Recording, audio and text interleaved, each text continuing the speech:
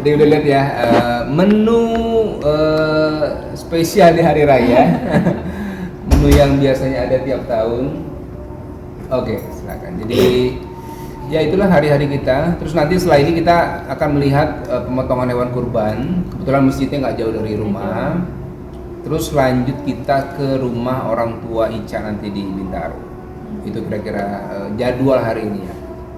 Nah, ini kan ada yang spesial ya karena ada Baby Lia ya di tahun ini. Seperti apa sih nih keriuhannya mungkin, tapi keriuhan yang seru nih yang seperti apa? Terutama untuk Ica ya kan? Seru sih karena harus berbagi jadinya kan gitu. Biasanya kan kalau tahun-tahun lalu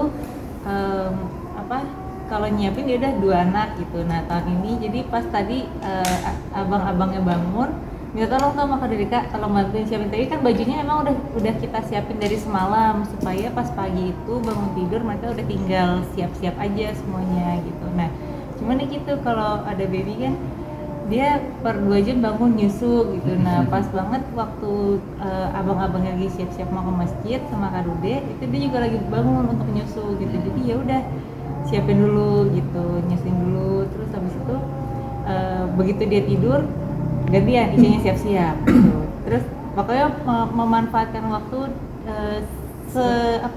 kesempatan dalam kesempitan lah gitu. Jadi habis itu dia bangun nyusul lagi gitu. Jadi ya seru sih ya. Tapi memang ya itu kan kalau punya baby kan kayak gitu. Kebetulan pernah mengalami kayak gini juga waktu Malik lahir. Jadi nggak lama setelah Malik lahir, 2 bulan kemudian itu juga Idul Adha gitu. Jadi seperti mengulang memori yang dulu lah. Ini juga tadi Abang Renda sama Bang Malik ya sebutnya sekarang udah jangan abang juga ya. Nah, excited ya tadi sempat cerita bahwa mereka bangun juga pagi ya dari semalam dari subuh sudah siap-siap. Gimana sih caranya Ica sama Mas Dude nih menanamkan pada anak-anak gitu bahwa kalau kita hari raya itu kita sholat, sedangkan anak lain kan ada yang susah bangun ya rata-rata. Seperti apa sih Mas?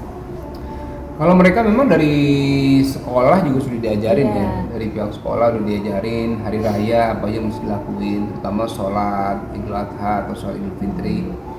Memang sudah beberapa hari yang lalu nih menjelang Idul Adha itu kita udah kasih tahu ke mereka apa sih yang harus dilakuin, kenapa kita harus potong kurban, kemudian apa makna di balik Idul Adha, kisah Nabi Ibrahim segala macam kita sudah mulai menyampaikan. Nah terakhir tadi malam tuh saya bilang sama Rendra Malik, besok pagi kita mau sholat Id, kita jalan dari rumah jam 6. Nah kalau mereka kan sekolah jalan jam 7 ya biasanya.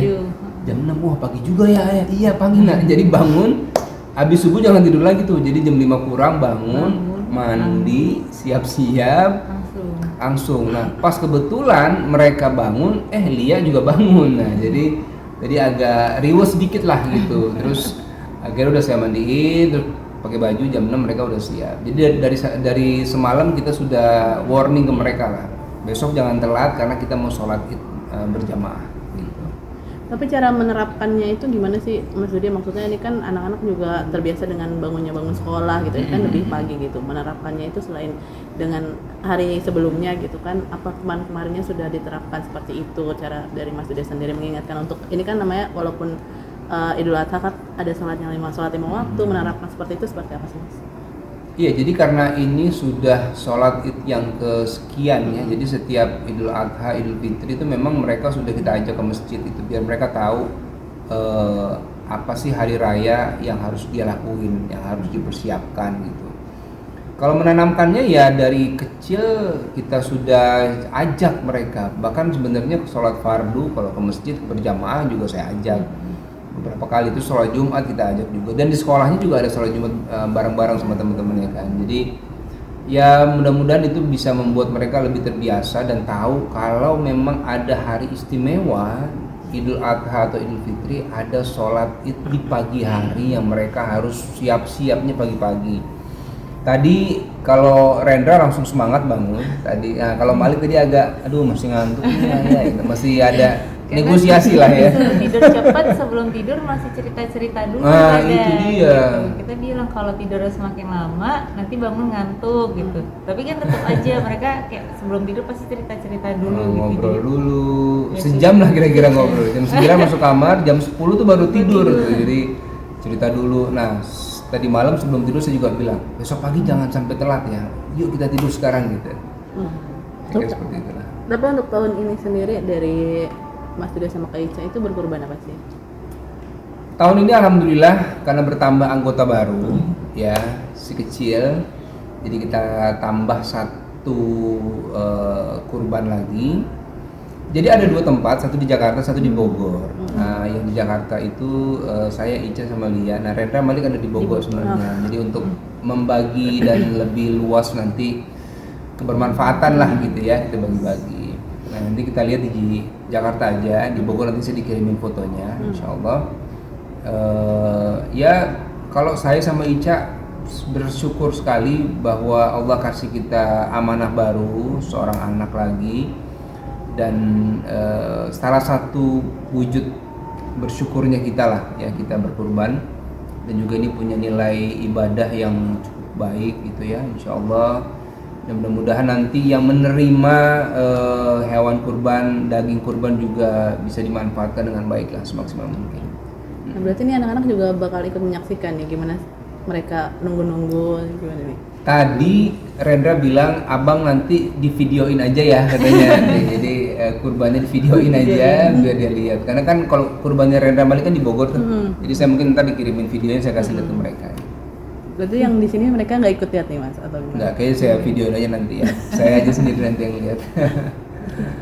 Oke, Ya. Yang lain nanya lah. Ya.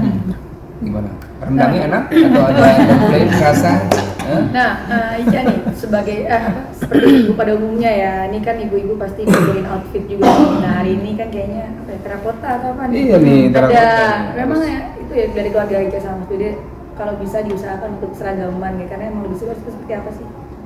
Ica. Ide sih lebih ke Ica ya. Kalau Kak Dede kan ikut aja sama anak-anak. Kayak kita pakai warna ini ya, oke gitu kan. Jadi biasanya sih memang diusahakan semuanya senada gitu, karena kalau dari Ica sendiri di keluarga dari dulu tuh memang Idul Fitri, Idul Adha itu pasti warnanya senada semua gitu. Jadi nah begitu punya keluarga sendiri terus kita kayak pengen gitu kayak ada momen dimana kita pakai bajunya senada gitu, dan itu biasa di Idul Fitri sama Idul Adha gitu. Nah memang sebenarnya sih kita beberapa kali juga pakai warna ini ya gitu. Terus kebetulan Lia juga punya baju yang sama, jadi akhirnya kita kayak kan kita mencocokkan semuanya tuh gitu, karena nggak mungkin kita pakai pink kan. Nah akhirnya yaudah warna ini aja, ini Lia juga punya nih gitu, jadi nanti kalau pas difoto semua warnanya senada gitu. Kalau dari Ica sama Mas Duda nih ada pertanyaan-pertanyaan aneh nggak sih kalau misalnya seumur-umur Abang Rendra sama Abang Malik nih nanyanya kayak tadi aku pas sholat sebelah anaknya nanya kan ibu dia korban ini, terus dia nanya kenapa kambing, sapi, kucing mah dikurbanin juga nggak kayaknya? Contoh pertanyaan kayak gitu ya. Nah kalau dari Abang Rendra sama Malik nih ada nggak sih pertanyaan-pertanyaan yang lucu gitu yang khasnya anak-anak nih? Kalau Rendra Malik itu dari tahun lalu sebenarnya yang dia tanya gini, kenapa harus dipotong gitu? Oh dipotong, gitu. Kan sapinya mati kata dia, kan kambingnya mati nanti ya kan. Jadi ya kita berusaha menjelaskan bahwa hari-hari di pasar juga sebenarnya sapi daging banyak dipotong tiap hari, kambing juga dipotong.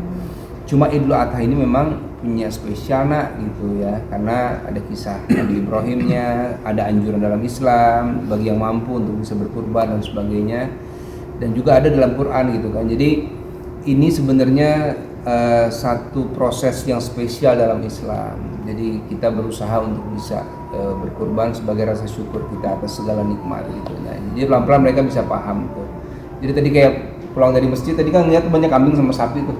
Dia cuma dadah sapi ya, dadah nanti dipotong ya gitu-gitu. Gitulah. Lagi mau update dulu ini seperti apa? Coba update lagi dong Ica sama Mas Duda.